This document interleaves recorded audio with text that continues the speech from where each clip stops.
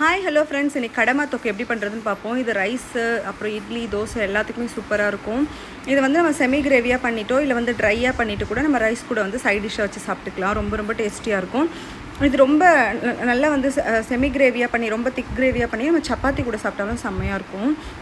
First வந்து ஸ்குவிட்டை நல்லா வந்து வாஷ் பண்ணிக்கோங்க. நல்லா வாஷ் பண்ணி உள்ளே இருக்க அழுக்கெல்லாம் எடுத்துகிட்டு நல்லா அந்த பிளாக் கலரில் அதோட ஸ்கின் நல்லா இருக்கும் இல்லைங்களா, அதெல்லாம் ரிமூவ் பண்ணிவிட்டு நல்லா வந்து க்ளீன் பண்ணி எடுத்துக்கோங்க.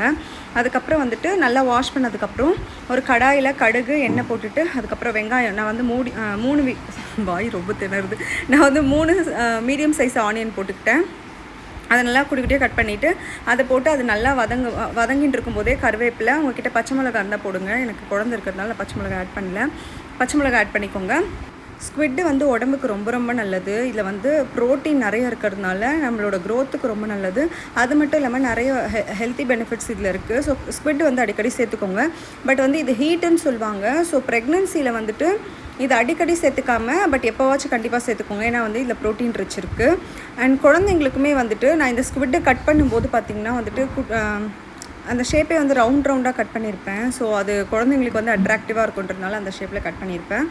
ஸோ நீங்கள் உங்களுக்கு என்ன ஷேப் வேணுமோ அந்த மாதிரி கட் பண்ணி போட்டுக்கோங்க. அதுக்கப்புறம் அந்த ஆனியன் நல்லா வதங்கினதுக்கப்புறம் அதில் வந்து மஞ்சத்தூள் கண்டிப்பாக சேர்க்கணும். அதுக்கப்புறம் மிளகாத்தூள் ஆட் பண்ணிக்கோங்க. நீங்கள் வெறும் மிளகாத்தூள் தனியான்னு தனித்தனியாக ஆட் பண்ணாலும் சரி, இல்லை நாங்கள் வந்து வீட்டில் எப்பவுமே குழம்பு மிளகாத்தூள்னு தனியாக அரைச்சி வச்சுருப்போம். ஸோ அது வந்து நான் 1.5 ஸ்பூன் ஆட் பண்ணியிருப்பேன். இதை ஆட் பண்ணதுக்கப்புறம் மூணு மீடியம் சைஸ் ஆனியனுக்கு 3 தக்காளி ஆட் பண்ணிக்கிட்டேன். அந்த தக்காளியை வந்து குட்டியாக கட் பண்ணி அதையும் போட்டுக்கோங்க. போட்டுட்டு அதில் சால்ட் ஆட் பண்ணிக்கோங்க. ஏன்னா தக்காளி வந்துட்டு நல்லா வந்துட்டு ஸ்மாஷ் பண்ணிவிட்டு வரணும். அந்த தக்காளி வெங்காயம் எல்லாமே வந்து சேர்ந்துட்டு அது நல்லா வந்து வதங்கி வந்தால் தான் வந்துட்டு நல்லாயிருக்கும். இல்லைனா தக்காளி அங்கங்கே அப்படியே முழுசாக நின்னா அந்த தக்காளியோட அந்த டேஸ்ட்டு அந்த குழம்புல மிக்ஸ் ஆகாத மாதிரி இருக்கும்.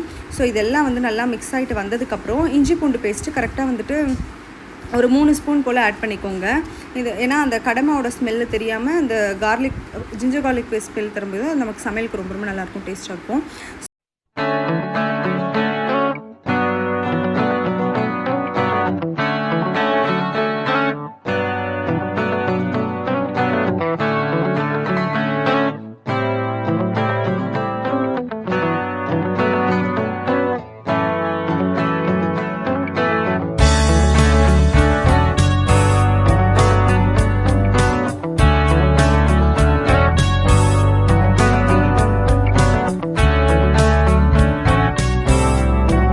ஸோ எல்லாம் வதங்கி வந்ததும் இந்த ஸ்டேஜில் நீங்கள் நல்லா வாஷ் பண்ணி வச்சுருக்க கடமாவை ஆட் பண்ணிக்கோங்க.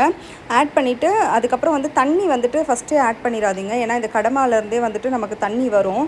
ஸோ வந்து ஒரு கரெக்டாக ஒரு 2 to 3 மினிட்ஸ் வந்து விட்டுட்டு நல்லா ஹை ஸ்பீடில் வச்சு 2 to 3 மினிட்ஸ் நல்லா விட்டுருங்க. அதுலேருந்து நமக்கு தண்ணி கொஞ்சம் வரும். ஸோ வந்ததுக்கப்புறம் நீங்கள் வந்து தண்ணி ஆட் பண்ணிங்கன்னா கரெக்டாக இருக்கும். இப்போ நான் காமிக்கிறேன் பாருங்கள்.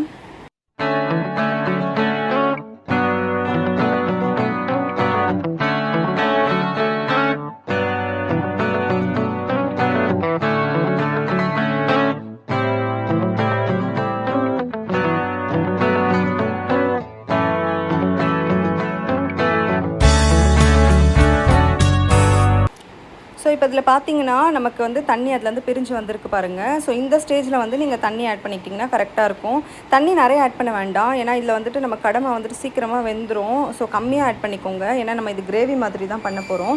ஸோ கம்மியாக ஆட் பண்ணிக்கோங்க. இது நல்லா கொதிக்கட்டும். இதை நல்லா எல்லாத்தையும் வந்து ஈவனாக வந்துட்டு மிக்ஸ் பண்ணி விட்டுட்டு அதுக்கப்புறம் ஒரு பிளேட்டை போட்டு மூடிட்டு ஒரு கரெக்டாக ஒரு 10 to 15 மினிட்ஸ் வந்துட்டு நீங்கள் குக் பண்ணிங்கன்னா போதும். மீடியம் ஃப்ளேமில் நல்லாவே வந்து நமக்கு கடமை வந்து வெந்து வந்துடும். அதுக்கப்புறம் நீங்கள் ரைஸில் வந்துட்டு மிக்ஸ் பண்ணி சாப்பிட்டிங்கன்னா செம்ம டேஸ்ட்டாக இருக்கும்.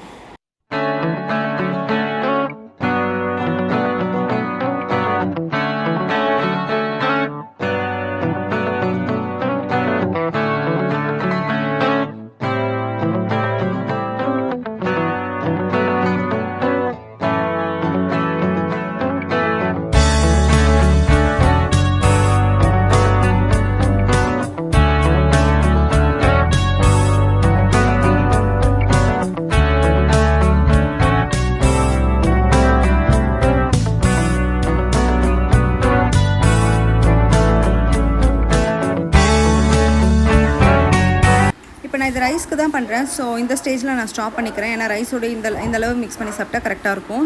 ஸோ இதில் வந்துட்டு உங்களுக்கு கொத்தமல்லி தழை வந்து போட்டுட்டு நல்லா வந்துட்டு மிக்ஸ் பண்ணி விட்டுட்டு ஆஃப் பண்ணி விட்டுருங்க. அவ்வளோதான். இதில் வந்து நீங்கள் இந்த பதத்துலேயே வந்து நீங்கள் சப்பாத்திக்கு இட்லிக்குமே வந்து கரெக்டாக இருக்கும்.